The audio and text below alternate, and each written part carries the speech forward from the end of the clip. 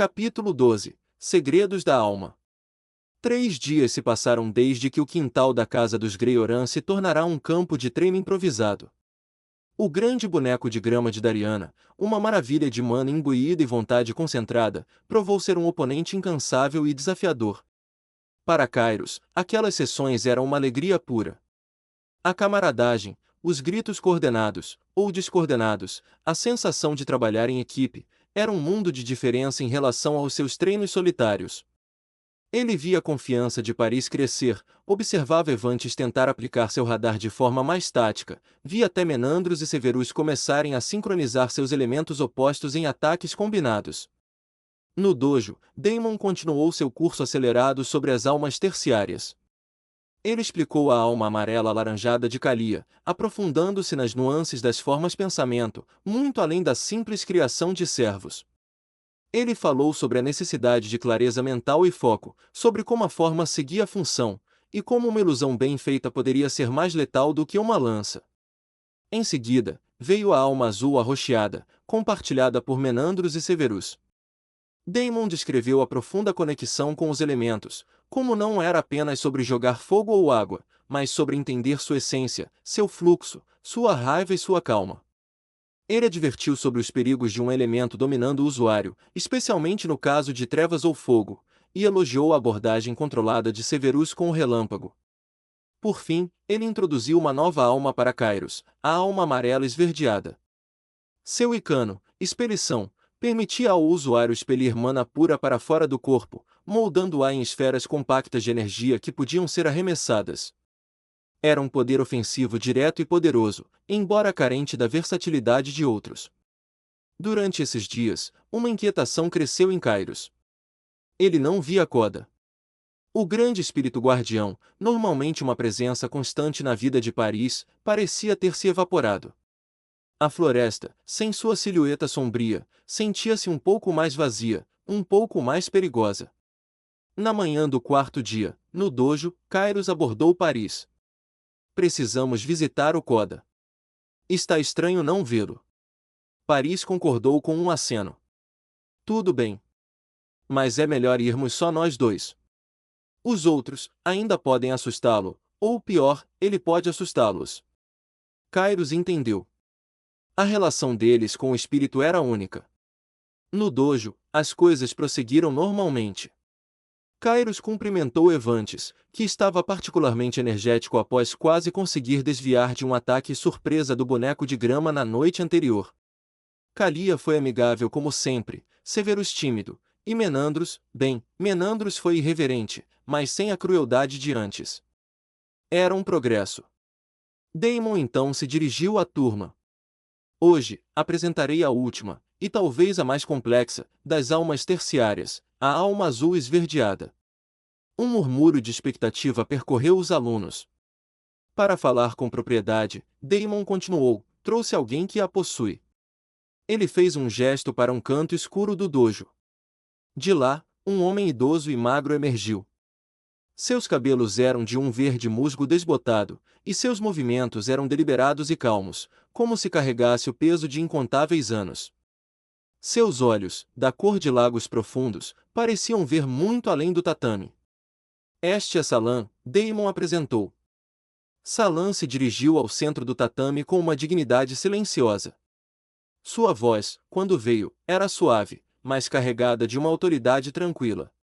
O nome do Icano da alma azul esverdeada, ele começou, é absorção espiritual.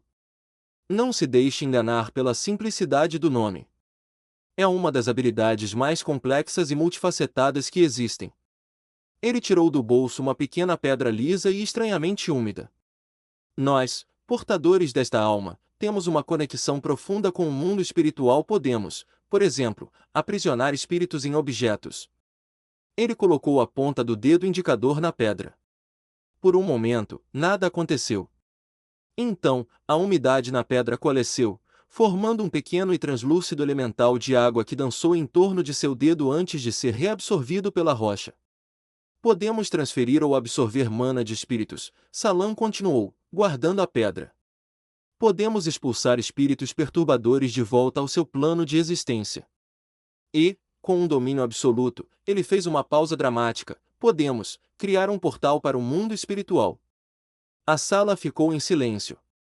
A quantidade de possibilidades era avassaladora. Daemon interveio. Obrigado, Salan. Isso é suficiente por hoje. Entraremos em mais detalhes sobre a interação com espíritos em outro momento. Após o treino, Kairos se despediu dos outros, explicando que tinha compromissos. Ele encontrou Paris não no ponto habitual à beira do rio, mas dentro do próprio vilarejo, em um beco poeirento perto da praça do mercado. Onde estamos indo? Kairos perguntou, notando a localização incomum. Quero te apresentar alguém, Paris disse, seus olhos claros escaneando os arredores. Kairos olhou em volta, mas não viu ninguém. Foi então que ouviu um grito. Corre! Ele se virou e viu Paris disparando do beco, seus braços carregados de doces coloridos, alguns já meio mastigados em sua boca. 2 guardas do vilarejo, com expressões furiosas, corriam atrás dele. Paris! Kairos gritou, seu coração afundando. O que você fez? Só peguei alguns doces. Paris respondeu, ofegante, alcançando Kairos. Eles sempre fazem um escândalo. Isso se chama roubar. Kairos retrucou, irritado e preocupado. É errado. Como vamos sair dessa? Fica tranquilo, Paris disse, um sorriso rápido cruzando seu rosto. A pessoa que eu ia te apresentar vai nos ajudar. Naquele momento, uma figura etérea materializou-se diante dos guardas. Era uma cabeça gigante e flutuante, com feições exageradas e cabelos feitos de fumaça verde. Mãos espectrais, desproporcionais e sinistras, pairaram à sua frente, fazendo caretas e gestos ameaçadores, bloqueando completamente o caminho dos homens, que pararam abruptamente, confusos e assustados. Por aqui! Paris agarrou o braço de Kairos e o puxou para um beco estreito à direita. Uma porta de madeira descascada, quase invisível na parede, se abriu magicamente. Eles se espremeram para dentro e a porta se fechou atrás deles com um clique suave. Eles estavam em uma sala aconchegante, iluminada por velas. O cheiro de ervas secas e pão fresco enchia o ar. Em uma cadeira de balanço, uma senhora idosa os observava. Ela usava um vestido florido, com um padrão de hortênsias verdes que parecia quase vivo sob a luz tremula. Seus cabelos eram uma nuvem grisalha, e seus olhos, da cor de esmeraldas antigas, brilhavam com uma inteligência afiada e uma bondade cansada. Xênia, Paris apresentou, recuperando o fôlego. Esta é a minha cuidadora. A senhora, Xênia, fez um gesto para Kairos se aproximar. Venha, criança, deixe-me vê-lo melhor. Kairos se aproximou, um pouco intimidado. Os olhos verdes de Xênia o estudaram, parecendo enxergar muito além de sua aparência física. Você é um menino bonito, ela disse, sua voz era áspera com a idade, mas suave. E agradeço por ajudar nosso Paris. Ele me contou que você o protegeu daqueles garotos. Cedo ou tarde, um daqueles treinos causaria um dano que nem mesmo eu poderia reverter completamente. Kairos franziu a testa, confuso. Mas, o Koda. Ele tem um feitiço que impede a dor, não é? Paris baixou o olhar. Ele só bloqueia a dor, Kairos. Os cortes, os hematomas, os ossos quebrados, tudo isso ainda acontece. A dor só vem depois, quando o feitiço passa. Kairos sentiu uma decepção fria. Quer dizer que, todo aquele tempo, você ainda se machucava? Xênia me curava, Paris explicou, simplesmente. A peça se encaixou. Kairos se lembrou do jovem de cabelos curtos e olhos verdes que o curara após o teste no dojo. Então, esse é o Icano da alma verde? Cura? Xênia acenou com a cabeça. É chamado de amplificação da alma. A cura é apenas uma de suas facetas. Também posso usar minha mana para aumentar temporariamente a força, durabilidade, agilidade e outros atributos de outra pessoa. É um poder de apoio, de sustentação. Kairos ficou fascinado. Era um poder incrivelmente útil, a espinha dorsal de qualquer grupo de aventureiros ou guerreiros. Ele então olhou para Paris, depois para Xênia. A dinâmica era clara. Então, você é a avó dele? Xênia sorriu, mas foi um sorriso triste. Não, querido. Não por sangue. Eu cuido dele, porque ele me lembra muito meu neto. Um silêncio pesado caiu sobre a sala. Kairos lutou contra a curiosidade, preocupado em ser rude, mas a dor naqueles olhos verdes era uma história implorando para ser contada. Xênia pareceu ler seus pensamentos. Você está curioso sobre ele, não está? Kairos corou, mas acenou. Eu vou contar, ela disse, sua voz suave mergulhando em um tom de reminiscência. Assim como quase todos, eu também cresci acreditando que os acinzentados eram amaldiçoados. A anti-alma dos ratos, destinada a pessoas de espírito vazio. Acreditava que toda desgraça que lhes acontecia era obra do destino. Era mais fácil assim, ver o sofrimento deles como algo merecido, uma consequência natural. Ela fechou os olhos por um momento. Então, eu tive um filho. E quando ele cresceu, ele me deu um neto. Lágrimas começaram a rolar silenciosamente por sua face enrugada. Ele era um bebê tão bom, mal chorava, sempre alegre. E quando aprendeu a andar, adorava brincar comigo, correr de um lado para o outro, sua voz quebrou. E então ele despertou. Com a alma cinza. Ela abriu os olhos, e eles estavam cheios de uma dor tão antiga quanto profunda. Naquele dia, todas as minhas crenças desmoronaram.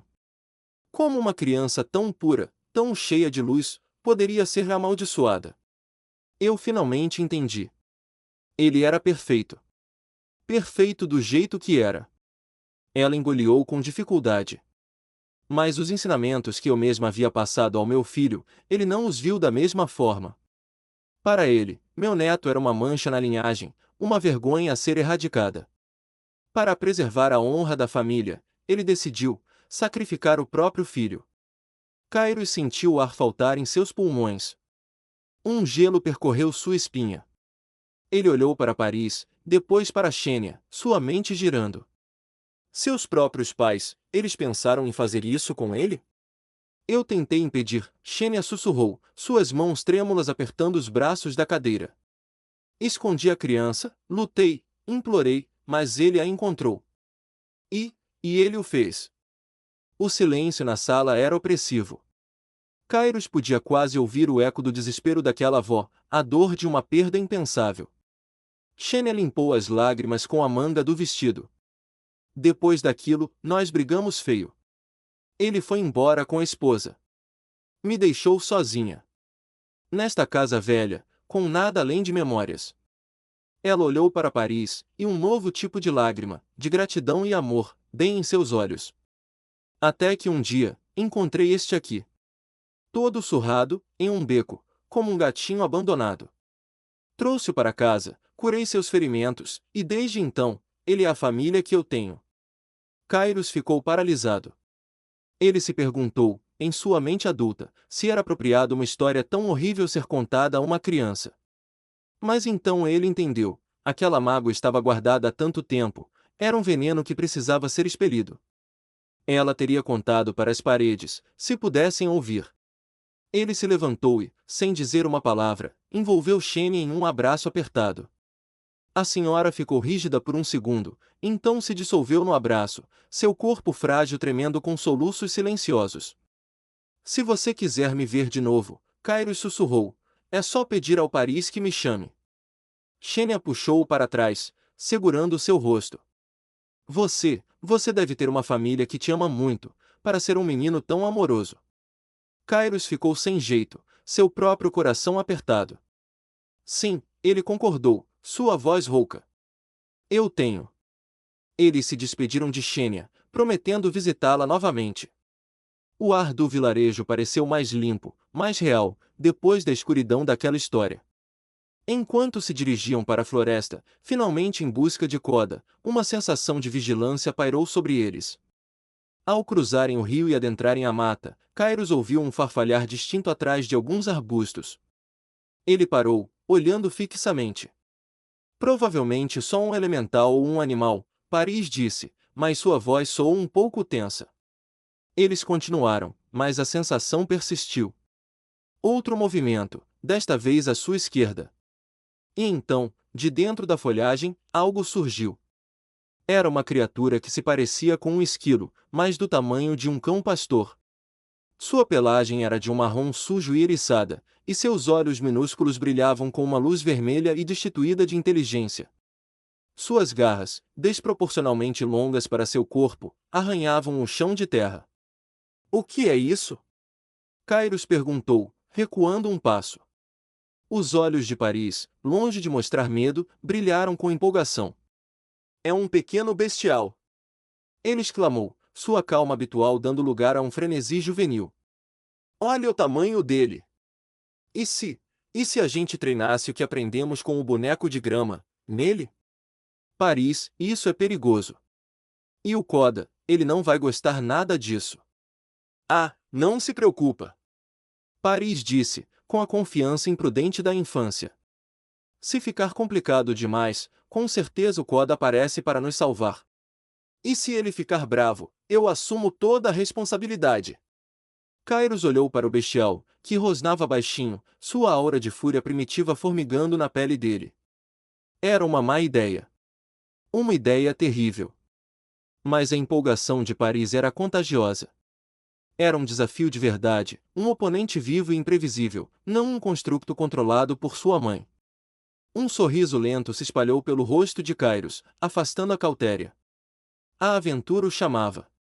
"Se é assim," ele disse, assumindo uma postura de luta, sua mana interior começando a fluir, "então que seja. Vamos lá!" E, com um grito de desafio que ecoou entre as árvores antigas, os dois garotos se lançaram em direção ao pequeno bestial, mergulhando de cabeça em um perigo que nem mesmo suas jovens mentes poderiam compreender completamente. Se gostou do capítulo, curta, comente e se inscreva para acompanhar a história de Kairos. Até o próximo capítulo.